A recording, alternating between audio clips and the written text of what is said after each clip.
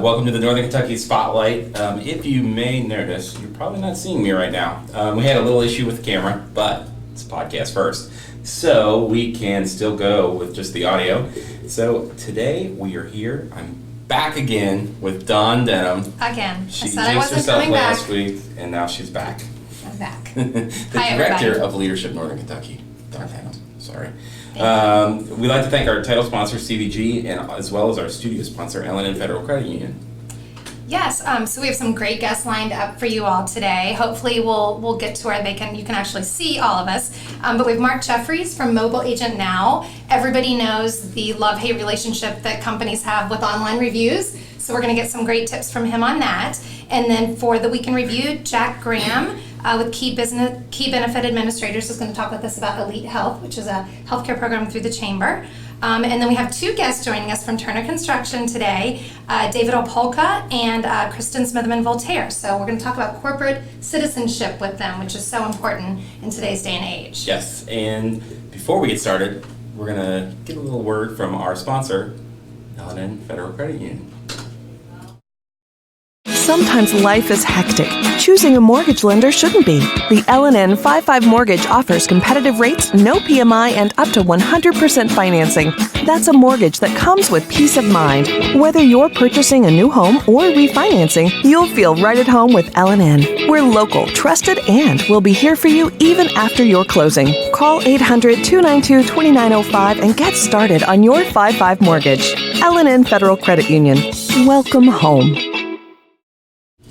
Awesome. Welcome back. Thank you, L&N Federal Credit Union, for your sponsorship. And I'm here joined with Mark Jeffries from Mobile Agent Now. He was on our show before, and we kind of gave a little overview of what their company does, but we wanted to bring it back and just find out why reviews matter. So let's start off with, why should businesses care about these online reviews? Yeah, well, they should care because their customers care, in short.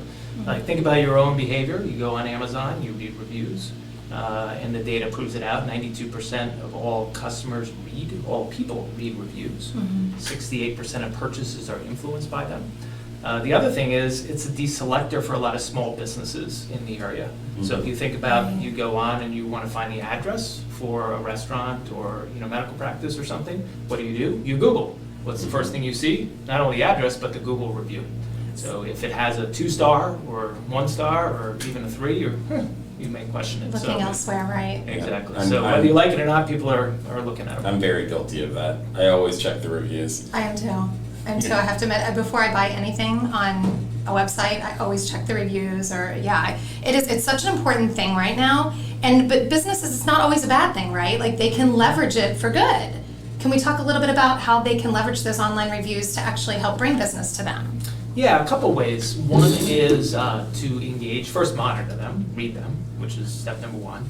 The second is to respond. So we know data shows 65% of people expect a response, especially for a negative review, and partially because we like to talk about them as evergreen.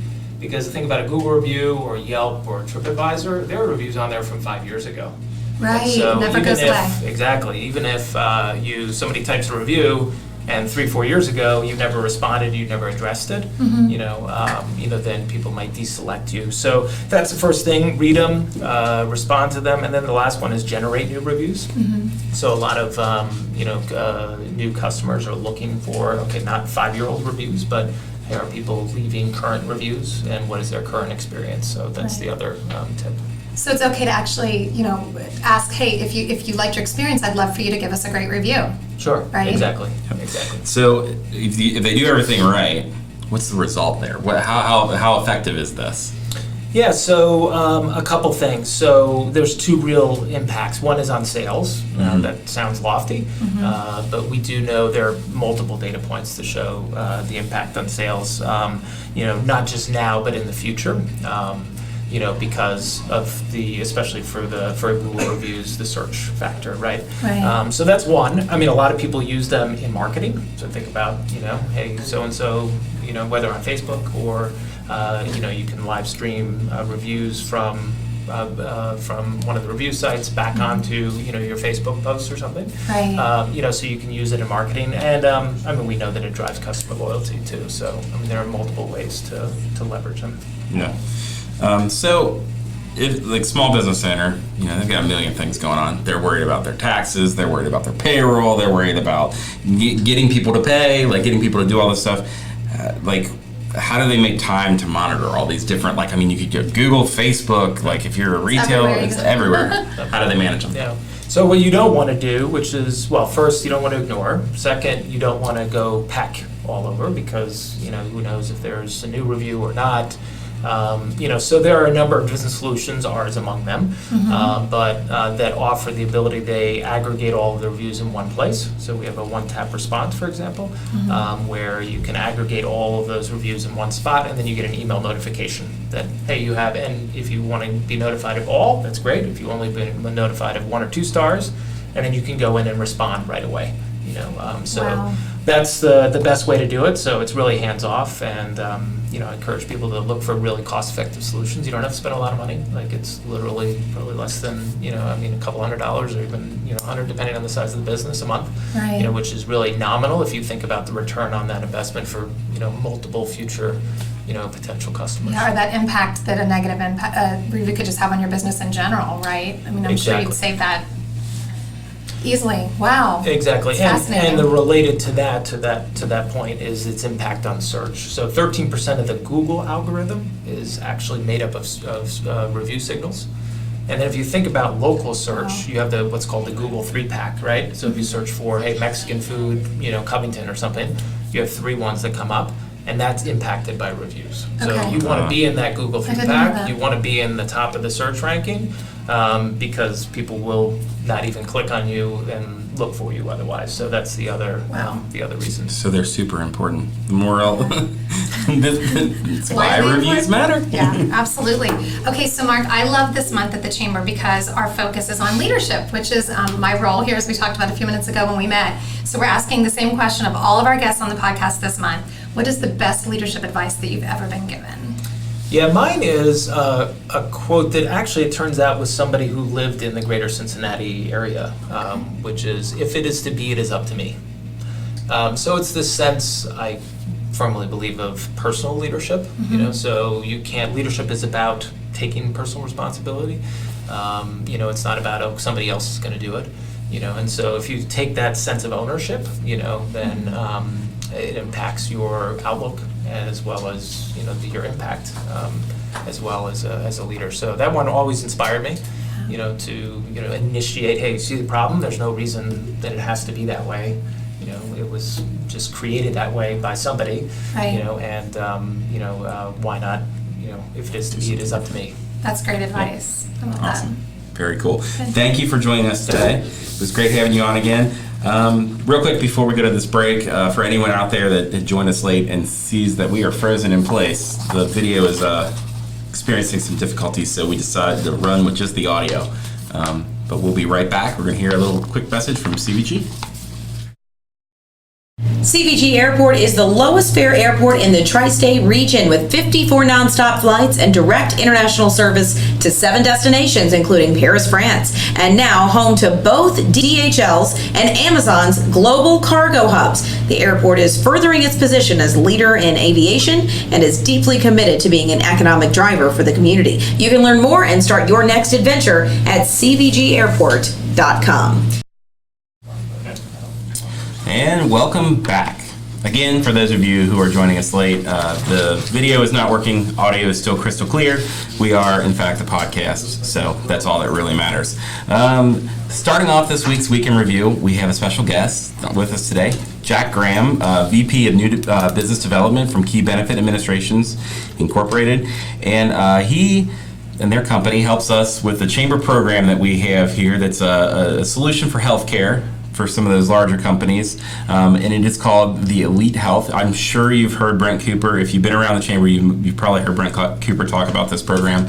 But how are you doing today, Jack? Let's talk about it. I'm terrific. Thank you for having us. I appreciate it.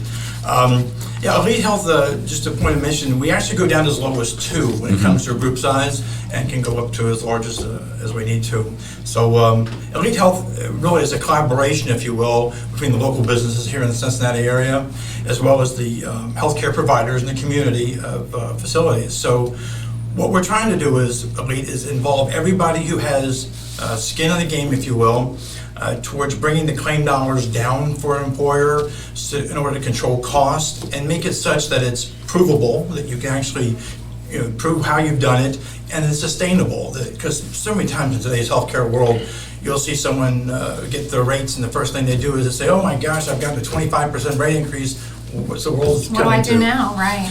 Absolutely, and what we want to do is try to take the mystery of that out.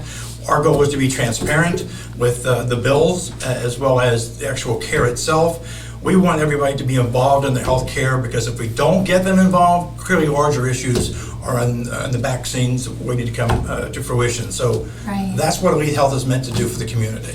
Right, it's fantastic. So we've heard of some good savings with this. Can you disclose any of some people that are saving lots of money? I mean, it's going to make everybody healthier if you can join this program, but... Yes, and yes, we've been very fortunate. The official rollout here at the Chamber was May 1st, and we've had already 6 groups enrolled, actually effective 11/1 or now or prior. So we're very excited about that reception. We have a lot of business in the pipeline. It's being accepted in the broker community and the business community really, really well. We're appreciative of the Chamber doing what they do, as well as our local brokers and consultants who support us as well. Because it's something new into the market they've not had before. The features and some of the advantages of going with Elite Health for small groups specifically, as well as large, is giving them things they've never had before, like data of how their claims are actually spent, the drugs that are actually being utilized. What can we do to make that more cost effective for our employees? How can we make it where it's a high-tech, high-touch environment nowadays? Because paper's obsolete. They're looking to do something new. We have an incredible opportunity for people to use our app, which we've spent a lot of research and money on. So a lot of the benefits and your paperwork is all at the fingertips now for everyone. Right. So it makes it easier to use. We get an opportunity for people to see their copays, their deductibles, where they stand on their current plan right in front of them. They don't have to go searching for papers anymore. So it's really taking that into consideration with the technology as well as the utilization of their healthcare plans to make them up to date as well. Well, and we love this partnership because it helps save businesses money, and everybody loves that. So that is the key to everything we do. And all the partners involved, again, we're all focused on one real clear issue, and that is to drive the cost of claims down, as well as pharmacy claims, to make certain that everyone's getting the best deal possible and removing all the ands, if, or buts about it to be transparent. Right. All right. So if you have other questions about Elite Health or any of the other healthcare solutions that the Chamber has to offer, you can go to the Chamber's website, and there's a little tab there for healthcare options. You can find out more. You can get Jack's contact information, so you can send some emails out and figure out how you want to save some money with the Chamber. But before we move on to our week in review, we wanted to ask you the leadership question too. We're not going to let you get away that easily. So, what is the best piece of leadership advice you've ever received? Actually, I got it from a very young age at a baseball coach. Once told me that leadership really is to inspire others to expect more of themselves for the good of the team. So it's really fantastic. Just so they can believe in themselves, that they can be the next person with a bat and drive that run in. That was his philosophy. Awesome. Well, thanks for joining us for the Week in Review. And now Jeremy's favorite topic, he will not stop talking about what he's doing next week. So. Yeah. Brewery, this week was brewery because we had the new Braxton Open, but next week is Kentucky's Edge. It's finally here. Another thing that you've probably heard us talk about a lot, but they released the full schedule and a map. So if you want to go check that out on their website, it's kentuckysedge.com. They have a full list of everything that's going on. Everyone's kind of like, what's going on? What am I going to do? This makes it very clear. Yeah, my wife and I, we booked a tasting with a guy from Jim Beam. That's on Friday night, and then we're going to take the kids to the artisan market on Saturday. There's lots of free music. There are some paid concerts as well. So check that thing out. It's also on our Facebook cover, on our Facebook page. So go look at that. Plan what you're doing next weekend. A true regional look to Northern Kentucky Yes. festival. Yep. Kentucky's Edge. And drink some bourbon. And drink some bourbon. I'm sure you will. Yes. Yep. That will happen. Also this week, a little bit earlier in the week, Barb Stewart received the Northern Kentucky Community Award that the Chamber gives out for all of her work in leading our workforce. Barb's name is everywhere when you talk about the region's workforce issues and people who are addressing them. She is the go-to. And at the Workforce Investment Board meeting this week, she was given the Community Award by the Chamber, so we were really excited to recognize her with that. Yep. Also, Dr. Chillo was officially installed this week. Thomas More University. Yep, Thomas More's new president. They had a big ceremony, I believe it was Tuesday night, and then tonight is the bishop's big dinner that they have up at Dries Pavilion. Right. And I love this next story. Yes, this is a great story. This is a great story, and it fits right in with last week's podcast. It fits in with last week, and we didn't plan it that way. So there was an article this week in the Tribune and River City News and all over social media about this senior at Boone County High School. His name is Devin Wilson.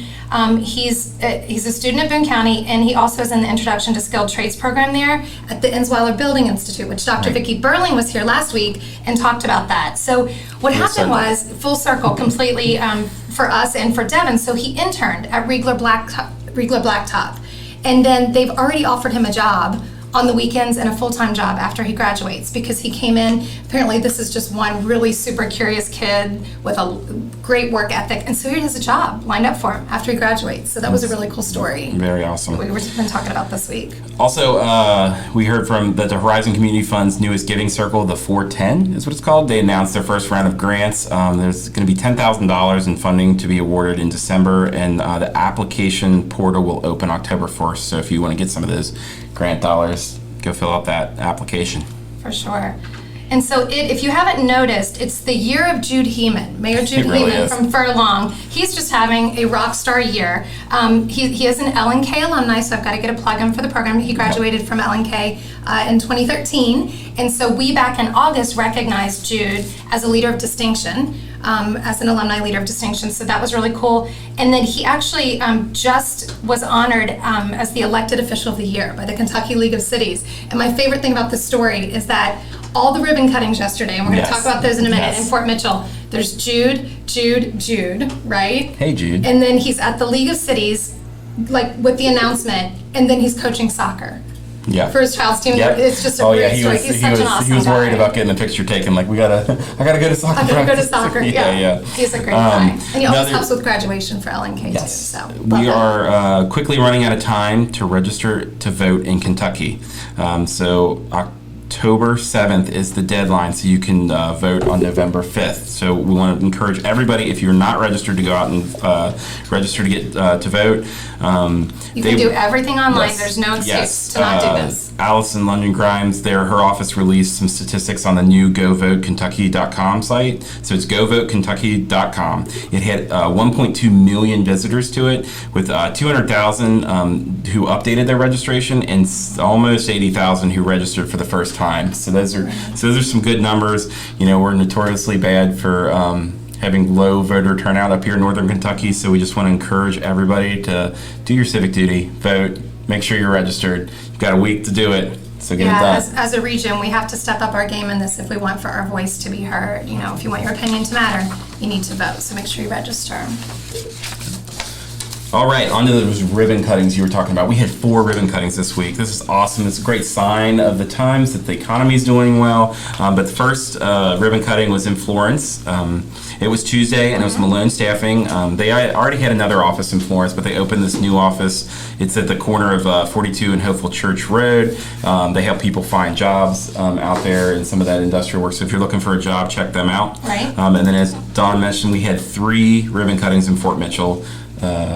2 of them were in the the PMC building that's out by the Kroger's there, and that's I'm gonna say, I gotta make sure I say this right. It's Bongia, and it's a massage place. They are amazing. They've been on the podcast. They were on the podcast. They were like guest number 2, 3, somewhere in there. They have a great, cool little facility down there, and then the State Farm Insurance from Michael Kaysen. He's been on the board. He's been around the chamber forever. And they are both in the same building, so they did a big, huge joint ribbon cutting. Right. They had some fun, and, giving away prizes. It was a good time. But the highlight of your day yesterday. The highlight of my day. And the first ones were great too, because they had Braxton at that first one too. Oh, gosh. But no, Braxton did a ribbon cutting at their brand new barrel house over in Fort Mitchell in the old Remke's building. It's really, really cool. They've got this giant mural down the side. They've got some beers that you can't find at the other Braxton locations. Right. And a really cool thing, I grew up in Fort Mitchell going to that Remke's, so it's really cool to see it repurposed. And we got a tour of the basement where they put the barrels in there. And for anyone who grew up in Fort Mitchell going to that Remke's, there was a time when the bathroom was only located downstairs, and you had to go down the stairs. There was a red line on the ground that showed you the way to go to the bathroom, and it is still there. So anybody who knows that, anybody who's from Fort Mitchell will know the red line at Ramsey's. Jeremy said he was transformed back to his childhood with that one I was memory. instantly like 5 years old again. Yeah. But, yeah. Okay, and so here's my Brent Cooper joke for the week. You ready? Yeah. We had so many ribbon cuttings this week that our scissors are dull. It's a Brent joke, right? That was my subtle laugh. I thought it was good. Okay. Anyways, upcoming events. We're on the events. Yes. So next week on Monday we have the Women's Initiative Connect Hour. It is at the White House Event Center, which if you haven't heard of that, it's in President's Park in Edgewood. So ladies, come out, network, meet all kinds of other professional women. It's always a well-attended event. Always a well-attended event. All right. It is free, but you do need to register, so please find that in kychamber.com/events. And our other real big event next week, Kentucky's Edge. It's here Kentucky's Edge. next weekend. See you there. And we will be right back with our final guest. Did you know the Northern Kentucky Chamber can help celebrate your business's grand opening, reopening, or new location with a ribbon cutting? To take advantage of this member benefit, contact the Chamber at 859-578-8800 and ask for Lynn Ablin. And we're back. And we're back with our final guest. Okay, Dawn did such a good job of pronouncing your last name last time that I'm going to try. David Opalka. Opalka. Man, I knew I was going to do that. I always mess people's names up on this thing. Anyways, David Opalka, he's a project executive at Turner Construction. And then we also have Kristen Smitherman-Voltaire, who is the community and citizenship manager at Turner Construction. Yeah. It's a mouthful. There's a lot of words there. Yes. So welcome to the podcast. Yes, Thanks for having us. Thanks. It's great to be here. I love this topic and cannot wait to hear a lot more about it. So just maybe start out by sharing with us how Turner Construction keeps philanthropy and corporate citizenship top of mind, other than, Kristen, that it's your job to do that. But I'd love to hear how you do that. Sure. It's interesting. I'm an experienced new hire, so I came to Turner after a few years at another company, and started right in December of 2002, and getting my feet wet and trying to understand what Turner's about, and all of a sudden, hey, weekend, we're going to take work off and we're going to go support our community. And, all our people take a day off in December, paint the town blue, it's called, and we literally, keep a few people back at the projects, make sure they're well kept and that, but. Literally take a whole day off and support, 30 to 40, 50 partners in the city to, do anything from paint fences to other major projects of deck, anything that our partners would seem to be important to them. That's And we also do that in May. It's called Founders Day, and we just want to be good community partners. We believe in the phrase "rising tide raises all ships," and it's not just something that we actually walk the talk, and it's very evident within our company, and the new people to our company find out real quickly it's not just something you say. Right. Yeah.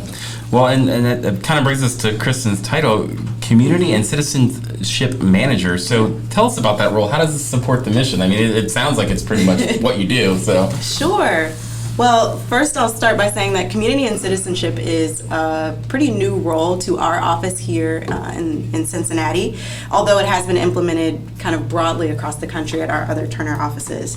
But although our office has been doing it for quite some time, just in general, as Dave kind of expressed, the office really wanted to dedicate a position to give community citizenship and social outreach the attention it needs. So the purpose of my role really is kind of threefold.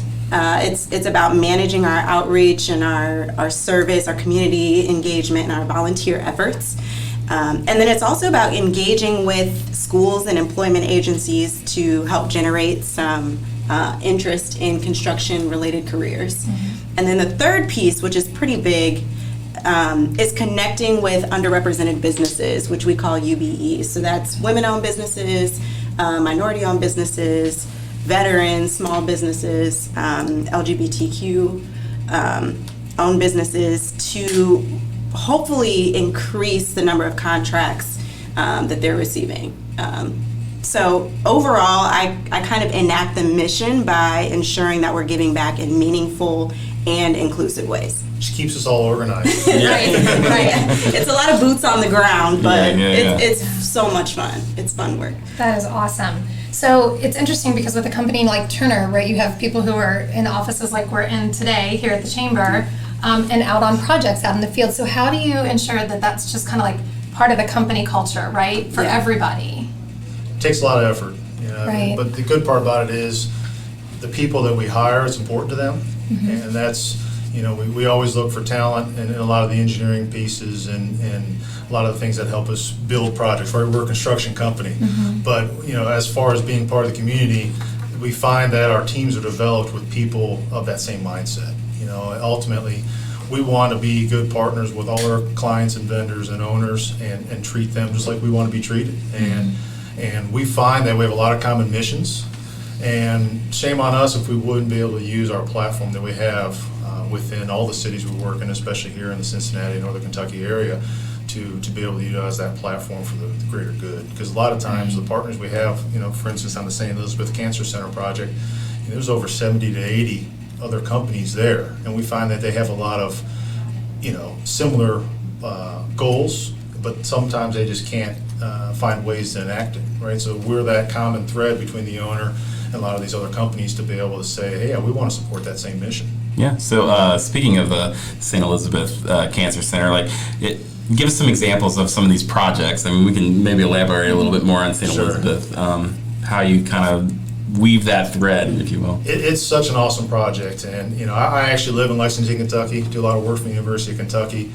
I've spent a lot of time up here in Northern Kentucky right now with the St. Elizabeth projects that we have, and it is such a refreshing time to be able to build with this client and St. Elizabeth, because they touch everything in Northern Kentucky. You know, their new slogan, "I'm right here." I mean, it is so awesome to be able to talk through that. We have a safety tent that we gather every morning for our stretch and flex and our safety message, and you know, we're able to bring the message for the project. And you know, we have a board in there that has cancer ribbons in all different colors. And you know, we start a lot of these things, and sometimes you don't know what's going to stick, right? And then all of a sudden you see starting the impact of workers coming up and putting names of their mom and dad on there, or their sister, and all of a sudden you look and it's like, wow, right? And then they start hearing their stories. And you know, we did a beam signing ceremony, which is traditionally the last beam that goes up on a building, right? You have a ceremony. I've done a lot of these, and you put the beam out in front of the building, and it was torrentially raining. That's when we had rain. We haven't had rain for a long time. It rains here? Yeah. So that week it rained, I think, 3 out of the 5 days, and it was hard. And we have people trying to sign the beam. We have tents out there, and all of a sudden Monday there's people out there in the rain. I'm like, wow, okay. And then Tuesday, and then Tuesday night. I mean, there's people who had to put temporary lights out, and all of a sudden you see the community get engaged. And our staff that week grew so much, and to be able. It was all very emotional. I'm emotional right now. Yeah. Honestly, Yeah. my family participates a lot in the work that I do, and they came up and they wanted to sign the beam. You know, and it's something we've had people come from Florida and to share their stories. And if you go, there's a webcast that's Beyond the Beam that Dr. Flora has started just because he wants to share these great stories. Yeah. And it's to be a partner and to have our staff. You know, you ask, how does our culture become that? You go through these moments. Right. And you know, we've had people say they come to work for Turner because they know we affect communities more than just the buildings we build. It was and it's so it gets emotional. It does. I personally got to go to the beam the topping out ceremony, and it was amazing seeing how many people signed that beam. We tried to take some pictures of it, and And it was one of the larger beams, and we could have had 3 more. Oh, I know. And I felt bad sometimes. People could I can't put my full message on there, and, and it's they're writing paragraphs and putting pictures on it. I've never seen and I think that. people are really just looking for something to unite around, and it's unfortunate that it's cancer that so many of us have in common. But you know what comes out of that is the good stories that Yeah. that have been cured, and to be able to share those great experiences.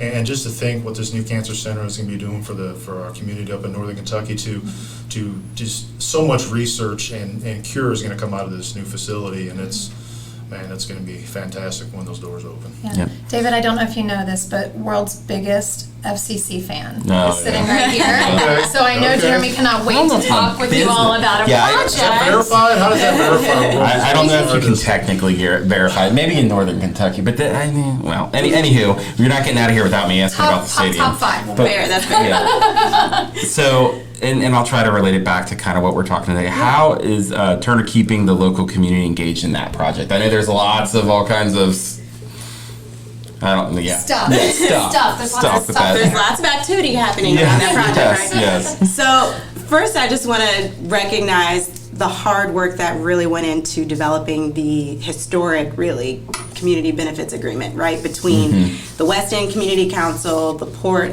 and FC Cincinnati. And really, that sets the stage, right, Yep. for community engagement around that project.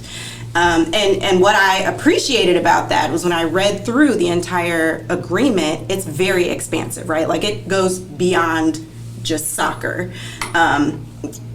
It really focuses also on economic inclusion on the job site, right? And positively contributing to the West End community, not only while the project's being built, but also after that. So with that, I think Turner, we've really bought into this idea of being good neighbors, right, within the West End. And so how do we do that? So there are several ways that we've started to do that, and of course we continue to kind of develop ways to engage with the community. But what we've started to do is attend community meetings on a regular basis in the West End to make sure that there's open lines of communication, right, between the community, to share project updates, and then also hear feedback on how this project may be impacting them or ways that we can really help them feel more connected in positive ways. We continue to volunteer at nonprofits that are located directly in the West End. Dave mentioned just a moment ago about our Founders Day. We were really involved in the West End on that.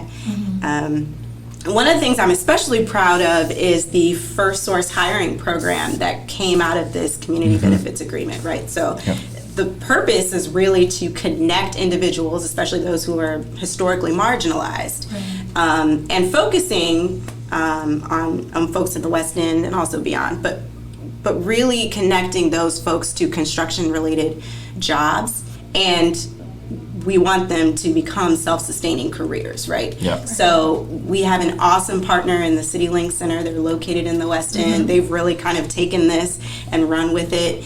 And the Turner and Jostin team together, we've really just kind of let CityLink do their thing, do what they do best, and they've continued to have great success with that. But yeah, beyond the construction of the, what will be the largest soccer-specific stadium, one of them in the nation, the project will also have such an impact beyond that, and I'm really looking forward to seeing I might be biased, but it's going to be the best. Yeah, it's so exciting. I am super excited. Yeah, it's going to be great. No, but I love Nippert, but it'll be awesome to have that new home. Yeah. So- Okay, it's that time. So our question of the month, and I learned from Kristen that she was in Leadership Northern Kentucky Yes. with our program chair this year, Laura Mengi. So I know that you're going to have some great leadership advice for us. So what's the best advice you've ever been given? So the best advice I received was actually from my dad. Okay. So shout out to her. Take care of your people, and the rest will fall into place. So Right. it's all about being a good team member, really kind of helping those around you, lifting others up, and the work really comes secondary, but taking care of your people is the most important. And you're so at the right company for that. It's just it's in the Yep. perfect job for that. So know. that advice is very, very great advice coming from you. Yeah. Thank you. And Dave? All right, Yeah, Dave. mine is from, I went to school at University of Cincinnati. I was an engineering co-op student. My first boss is Bill Delaney, and he still calls me co-op to this day, you know, even though it's funny. But great man, and he said, set the example you want to see in others. You know, good leaders can be seen by their willing participants. And you know, that kind of always resonated with me, because if you display the actions, you know, we often lead large teams, and you know, I learned this even when I have kids, that they often more watch than listen.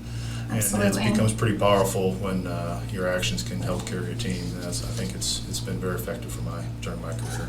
in Great life. advice. Yeah. Great advice. Thank you both for being on the podcast today. Yeah. This was fun. It was great. I'm glad you could be here. All right. Next week, Dawn is not going to be here. I am not. I said that last week, but I really She's am going to be not on going to be vacation, here. so next I'll week. have to find somebody else if Catherine's still out. Next week's topics: Kendra Ramirez, who she is frequently a speaker at our Business Essential series, and she is amazing. She's a really, really good speaker. She's going to come in and talk about some marketing trends. So she's usually talking about that social media, that marketing, and all that cool, fun stuff. And then also we have some out-of-town visitors next week from Russia, and they are specifically here they're scientists. They work for some companies over there, and they're talking about kind of their trip here, but they're specifically in town to meet with like Thomas More and stuff, and they're talking about the watershed management in northern Kentucky, because our region is world known because of that, That's which is right. kind of interesting. So those are that for next week. And you're going to be live with a co-host that's not me. Oh yeah, From the Bourbon we are Barrel going to be release at party. the Bourbon Barrel release party. Yes, that's the Right. the kickoff to Kentucky's Edge. So we will be at Newport on the Levee in the old IMAX theater, where they're going to have all those painted bourbon barrels that you've been hearing us talk about. They're so cool. They're going to debut them, and then they're going to take them out and distribute them all over Newport and Covington, so they're ready to go for the festival. So that should be an interesting show. Very cool. Well, we want to do a shout out to CVG, again, our title sponsor of the podcast, and our studio sponsor, L&N Federal Credit Union. And thank our guests from today again, Mark Jeffries from Mobile Agent Now, David Opalka from Turner, and Kristen I'm glad you said that Smitherman-Voltaire. one for me again. Okay, I got it. It's good. So thank you all for being with us today. We appreciate it. All right, and I'm your host, Jeremy Schran, and our special guest host, Don Denham, and Ben back there running the technology.